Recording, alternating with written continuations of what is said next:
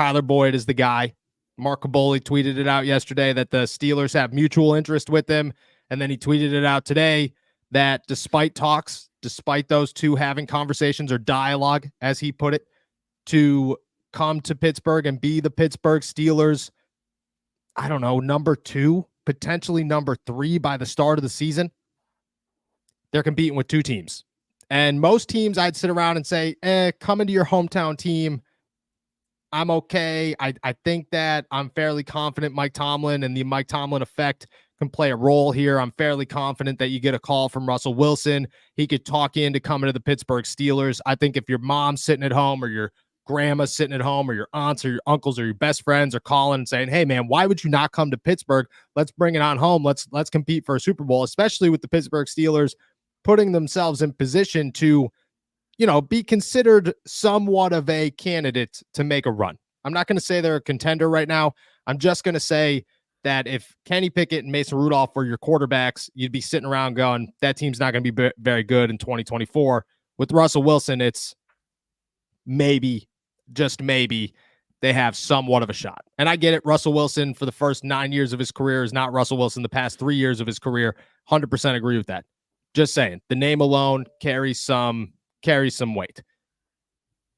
When it comes to Tyler Boyd, any team in the NFL outside of this one wouldn't worry me. But it's the Kansas City Chiefs. They're competing with the Kansas City Chiefs. Caboli says it's the biggest hurdle. The New York Jets are a dark horse. Aaron Rodgers scares me as well.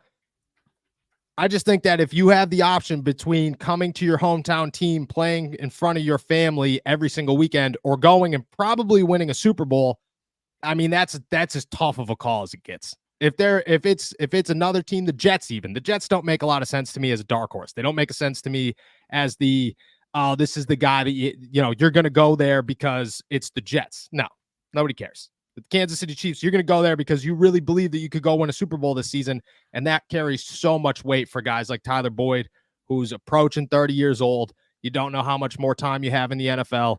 At this point, you're really considering, hey, do I want to go win a Super Bowl or do I want to go back home to Pittsburgh? That one scares me. I still think the Pittsburgh Steelers could come out on top. My worries there is Tyler Boyd enough? Is Tyler Boyd the guy that you can view and say, that's our number 2 right now, and we're going to try to land somebody in the draft? Let's say hypothetically they do sign Tyler Boyd. I think you got to go as early as second-round pick to get a wide receiver. I don't think you could wait after that. I don't think you could take a chance and say, oh, well, maybe Roman Wilson will be there in the 3rd round. Maybe Ladd McConkey will be there in the 3rd round. I think you got to go get somebody immediately. Maybe you go and sign another free agent, but at that point, you're putting the draft at risk because you're like, okay, how many guys do you possibly need on this roster? I think it's a very good question to have for the Pittsburgh Steelers, but it's definitely a question to ask. Is Tyler Boyd enough? Is he going to be good enough? Can you view him as a number 2, maybe a number 3? I don't know. I think your draft plans change pretty drastically. Let me ask you this. If signing Tyler Boyd means you have to make a 1st-round selection for wide receiver, is that good enough to completely change your plans and maybe get rid of a center or an offensive tackle or a corner because you're going wide receiver just because you have to go wide receiver? I think that's painting yourself into a corner, and that's not a good place to be, especially with a team that right now you have a quarterback in Kenny Pickett who gets scared off easily on the rush. That's just my view on it. And you have Russell Wilson, a guy that is aging, so you never know when that injury train can fall down and hit him. You need to be able to protect this guy. And right now, the Steelers don't have a singular center on their roster. You can say Herbig if you want, but they don't have a true center on their roster. So painting yourself into a corner, while, I like Rome Odunze if they trade up to get him. There's been a lot of people talking about that.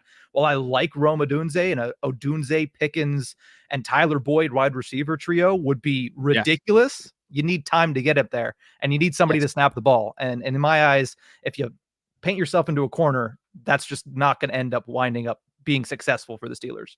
Exactly. You are taking away other options because you need a wide receiver. I think it's a weird plan to have. I get it if the Steelers were concerned that Deontay wasn't the guy, and I got phone calls. I mean, I was telling you about the phone calls before it all went down. We were talking about, okay, look, Deontay's probably going to get moved. I've been told that there's interest really ramping up. Here it is. This is the reason why. And the reason why was because the Pittsburgh Steelers are looking for some leadership in that room. And I'm not saying Deontay Johnson isn't a leader. I'm just saying that they're looking for some pure, there are no question marks. This is a leader. We can build from that. I don't think George Pickens is that guy, but I think they're looking for that guy. Maybe that's Tyler Boyd. Maybe that's a first-round wide receiver. Who knows? But I think that, to not have an opportunity at an offensive tackle or at a center or at a corner in a draft like this, like you could get a wide receiver any year. Any year there are good wide receivers. There are not always good offensive tackles. There are not always good centers. There are not always good corners. I think you're a little concerned about, backing yourself into that corner. I don't think the Pittsburgh Steelers want to do it, but I think that's where they're headed.